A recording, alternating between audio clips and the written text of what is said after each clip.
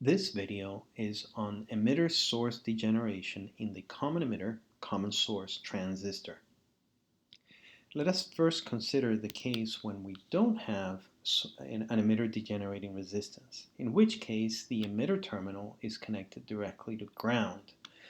What we see here is that the entire input voltage appears across the base emitter junction.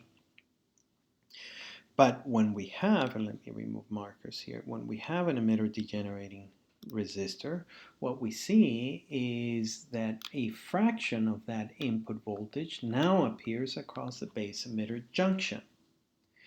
And that's why we call it degenerated, because we degenerate the equivalent voltage across the base emitter junction, and as a result, the collector current is lower. But to see how this affects the circuit, let us replace this transistor with its equivalent small signal circuit.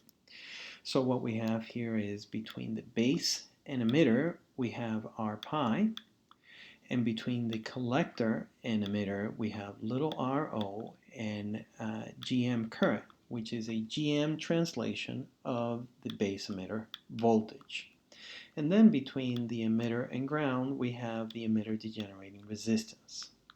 And what we're going to do here is basically map this out into an equivalent two-port network where we have an equivalent resistance here, input resistance, and equivalent input resistance. We also have an equivalent short circuit transconductance, and we have an equivalent output resistance into the collector. So let us go one at a time and let us look at the equivalent input resistance.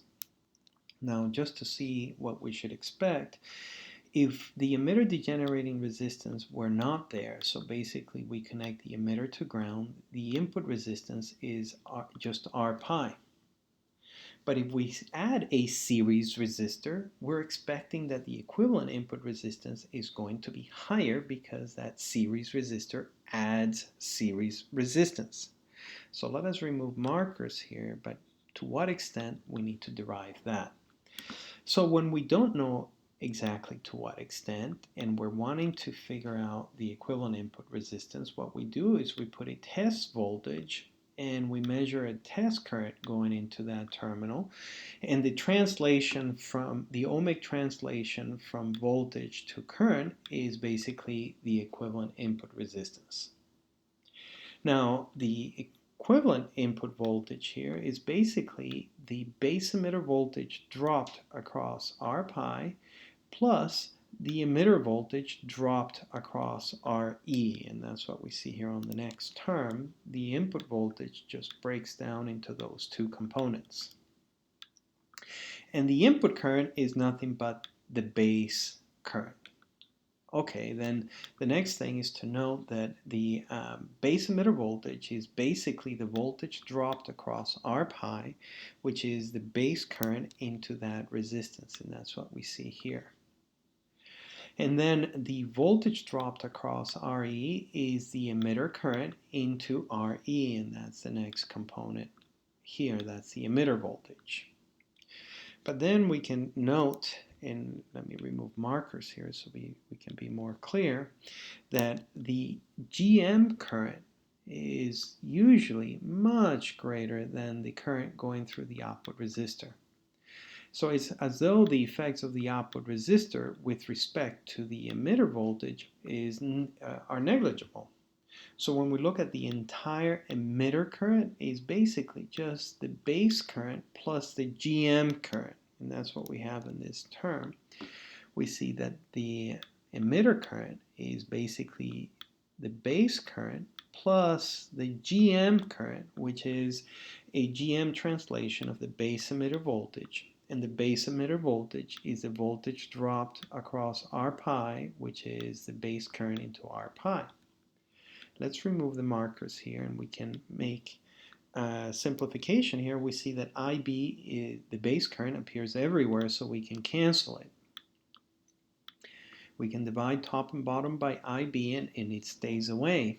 And now what we can see is that R pi remains. We also see that this 1 times RE also remains, so we have it here. And then we see the product of the two resistances and GM as a third term here. So let me remove markers and make some observations here. Note that this total resistance here has to be greater than R pi. So that's the first observation, and we actually expected that because we're adding a series resistance to R pi essentially. The next thing I want us to note here is that the product of GM and R pi is just beta because R pi is beta times greater than 1 over GM. That means that the effect of RE is multiplied by a factor that can be between 50 to 100. So this equivalent input resistance can be considerably greater than R pi.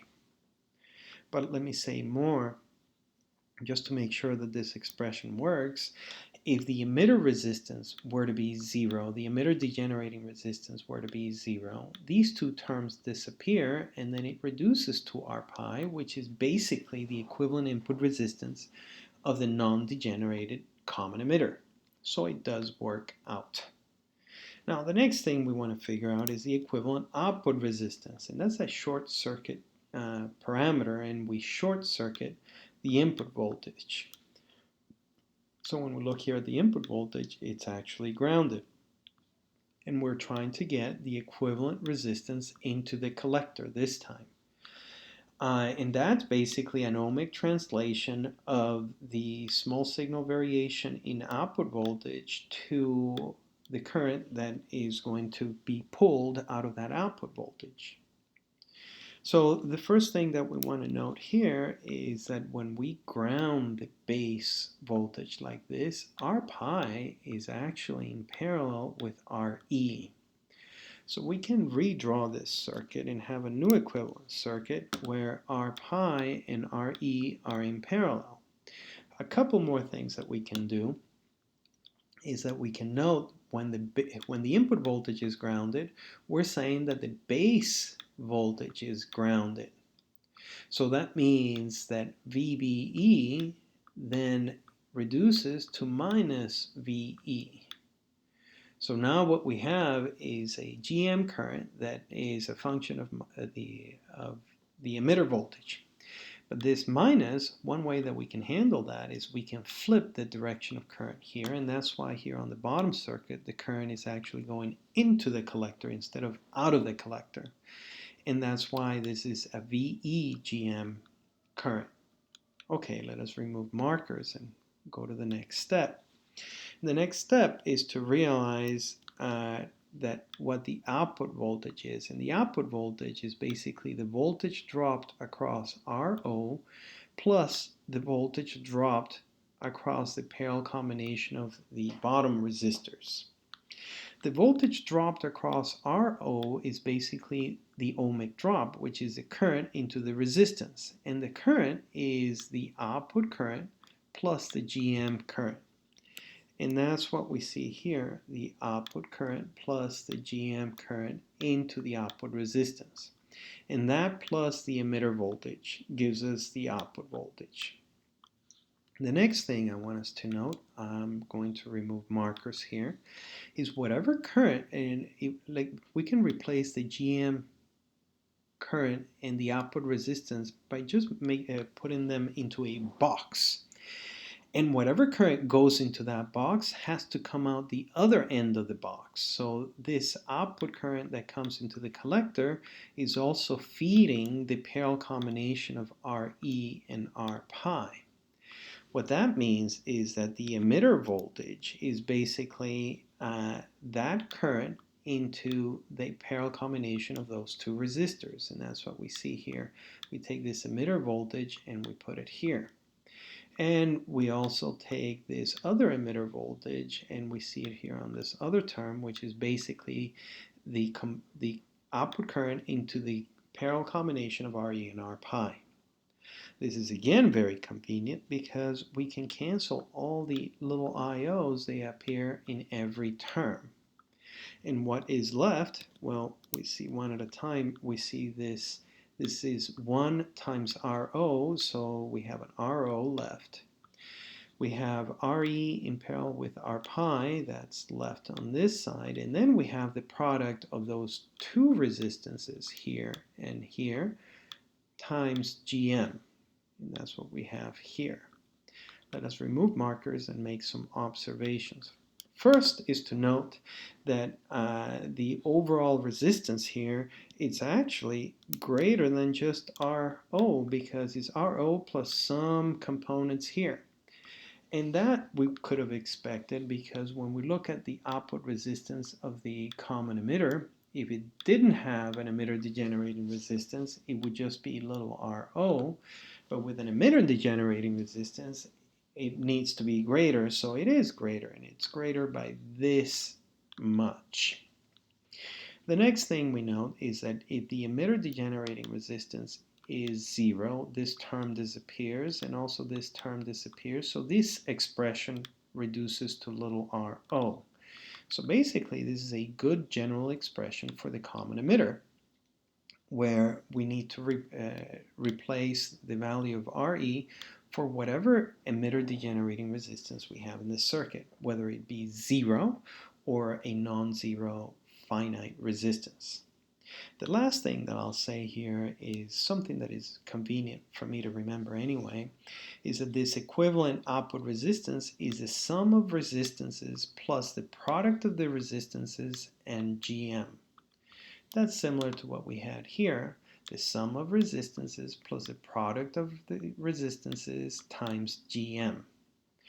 The only difference is basically that in the input resistance we're looking at R pi, the output resistance is RO. And then the emitter degenerating resistance, when we're looking into RO, it's in parallel with R pi. But these are just little memory tricks.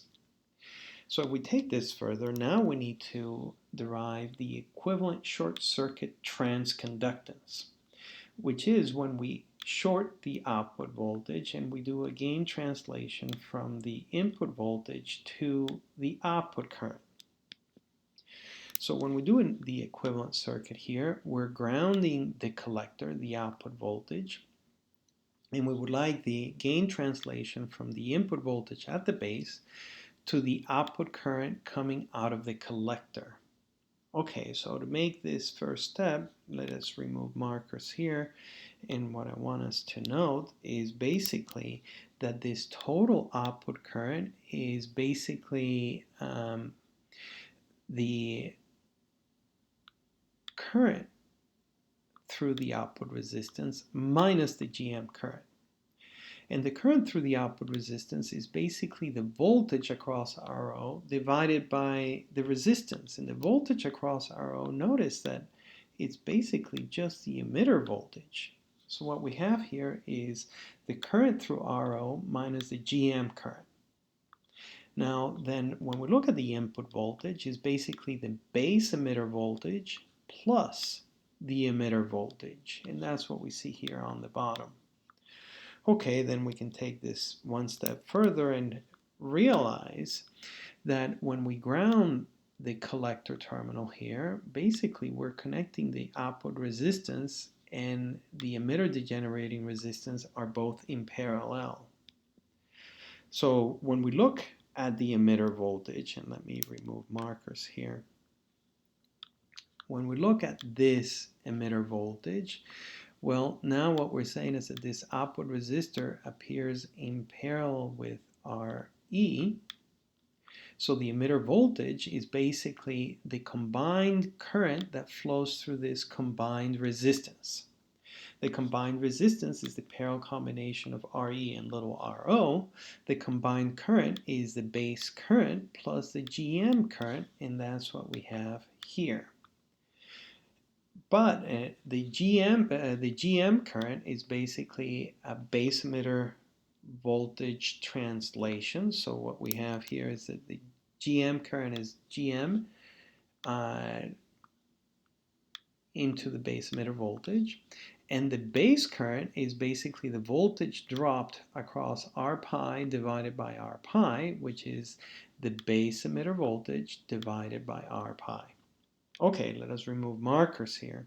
And basically what we have is this emitter voltage, which we can then substitute into this top expression here.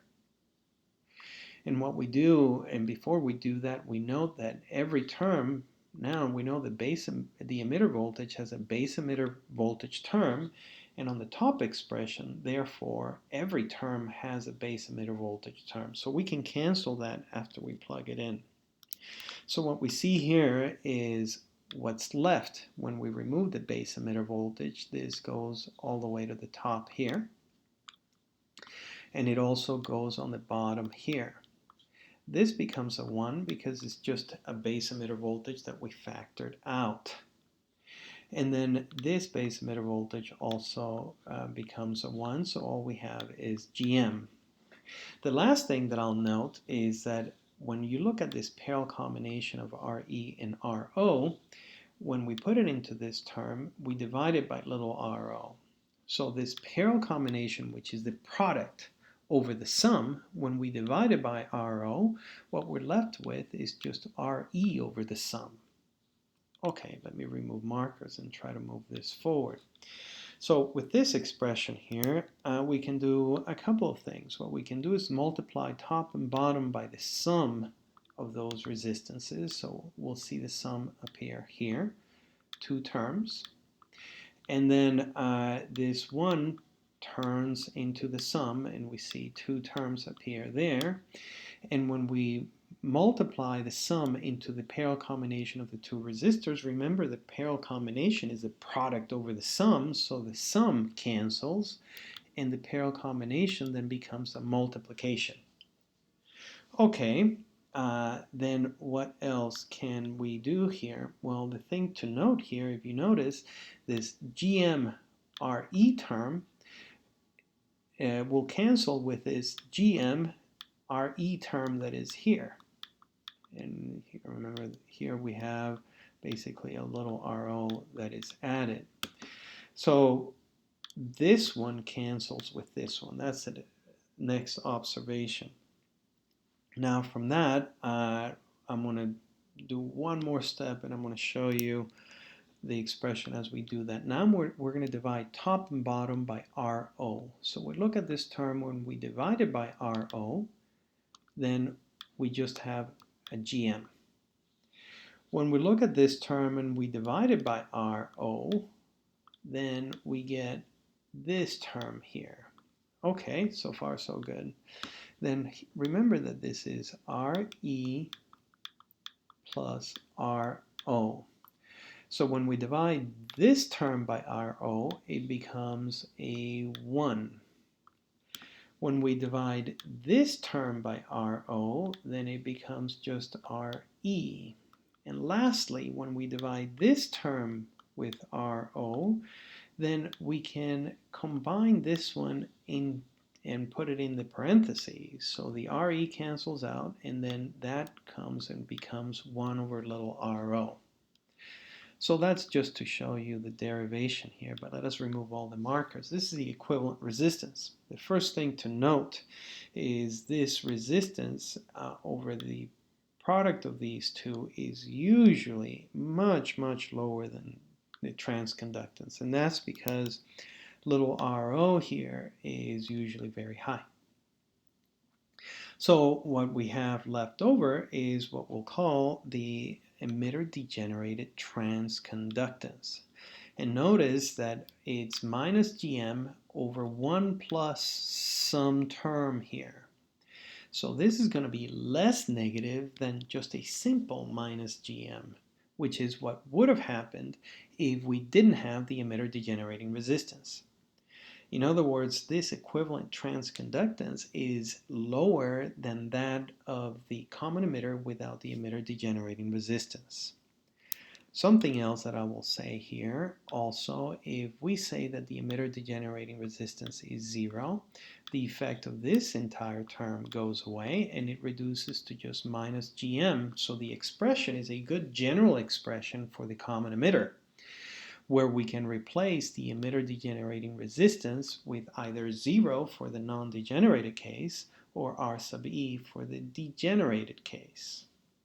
So now that we have that, we can actually go ahead and do an example. So if we have an emitter degenerating resistance that is 25 kilo ohms, and we bias the transistor so that it conducts 100 microamps, and we use a transistor whose current gain is 100 amps per amp, and whose base width modulation early voltage effect is 50 volts, and we assume that the load resistance is infinity. In other words, when it's unloaded, we get that R pi is 26 kilo ohms, and remember that's beta times greater than 1 over GM.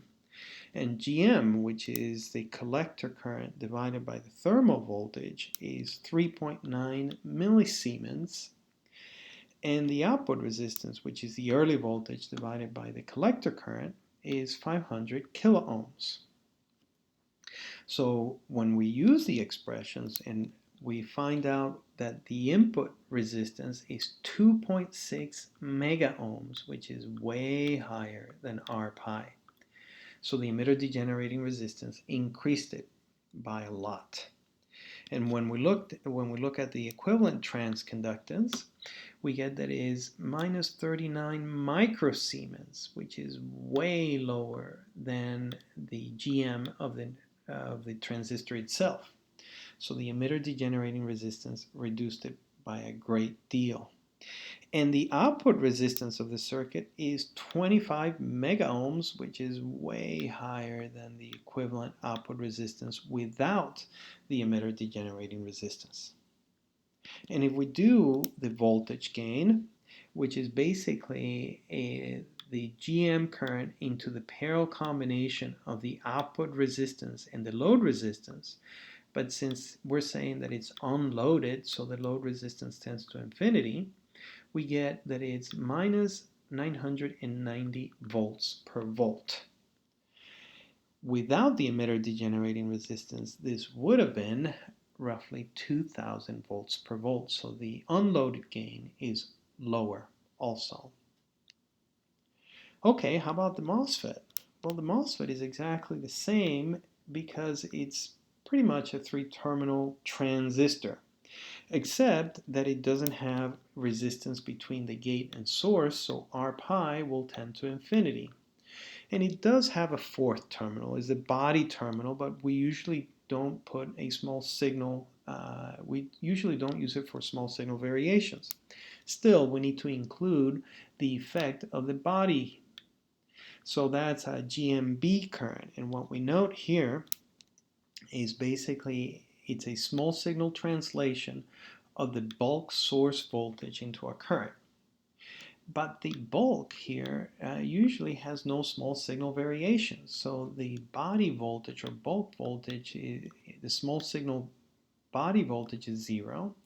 So this VBS-GMB component reduces to just minus VS-GMB. Since it is a minus, we can flip the direction of current. So when we do this equivalent small signal circuit here, the GMB current, now we redirect it such that it points to the drain instead of the source. And now in this case, then it's VS-GMB. Okay, let us remove markers here and let us see if we can make some more observations. First is, what is the equivalent input resistance of the circuit? Well, looking into the gate is like looking into a capacitor, so there's no resistance. The equivalent input resistance tends to infinity, which is what we just said earlier. If we let R pi tends to infinity, it will give us this equivalent input resistance. Next is the equivalent output resistance, which is when we ground the input voltage. So we're going to take, let's remove markers here so that we have a more clear picture. When we ground the input voltage and then we're deriving the equivalent resistance into the drain. Now, grounding the input voltage is basically grounding the gate voltage here. So when we look at the equivalent GM currents, we have VGS GM, and we combine the two currents is then minus VS GMB, but since the GM current is 0 here, then we have minus Vs GM and minus Vs GMB. The combined current is basically minus Vs times an equivalent, total equivalent transconductance. So what I'm saying with this, if we look at the equivalent output resistance of our circuit, it's going to be the same as the emitter degenerated case.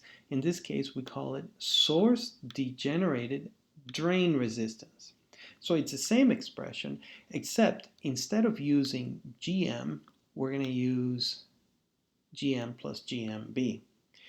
So when we do that, we see that it's the sum of resistances plus the product of the resistances times this equivalent transconductance.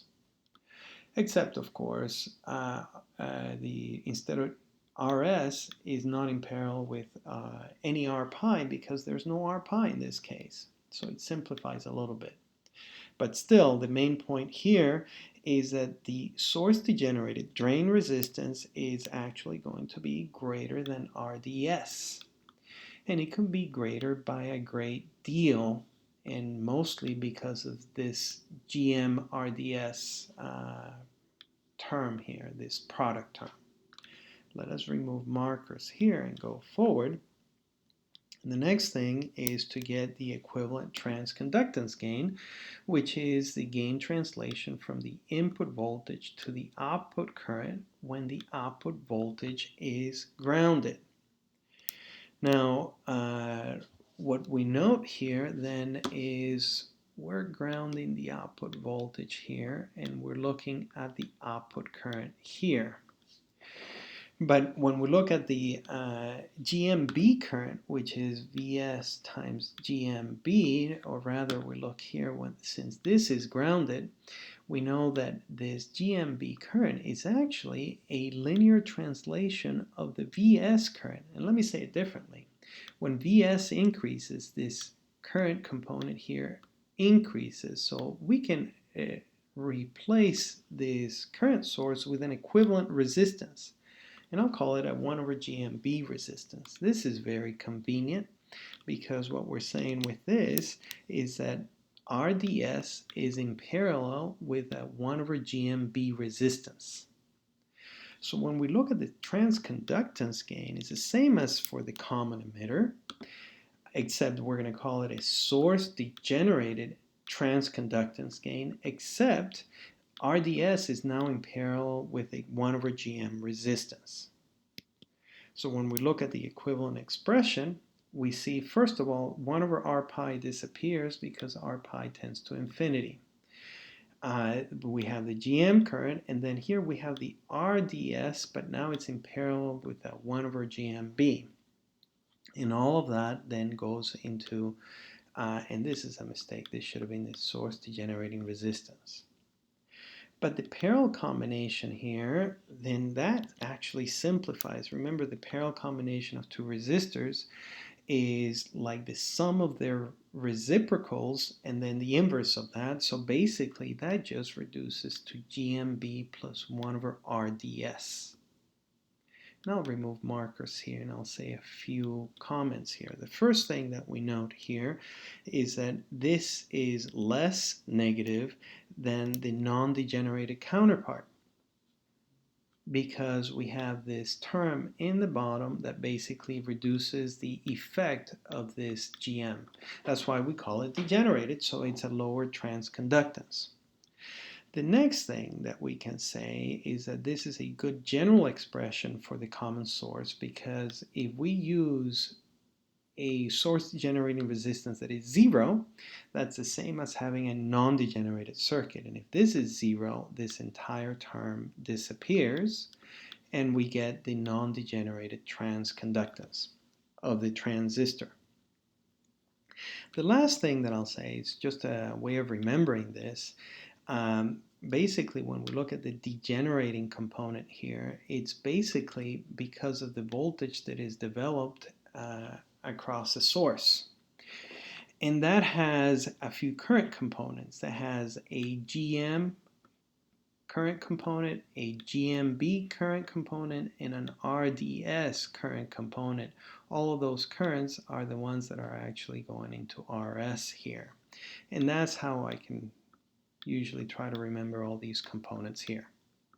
Overall though, and I'll say this in closing, the source degenerating resistance does three things. It increases the equivalent input resistance of the circuit because it's in series. It increases the equivalent output resistance of the circuit because it's also in series with the output. But it degenerates the equivalent transconductance because a fraction of the input voltage now appears across the base emitter junction, and in the case of the MOSFET, a fraction of the input voltage appears across the gate source terminals. So with this, we end this video, and I hope it was helpful. Thanks for watching.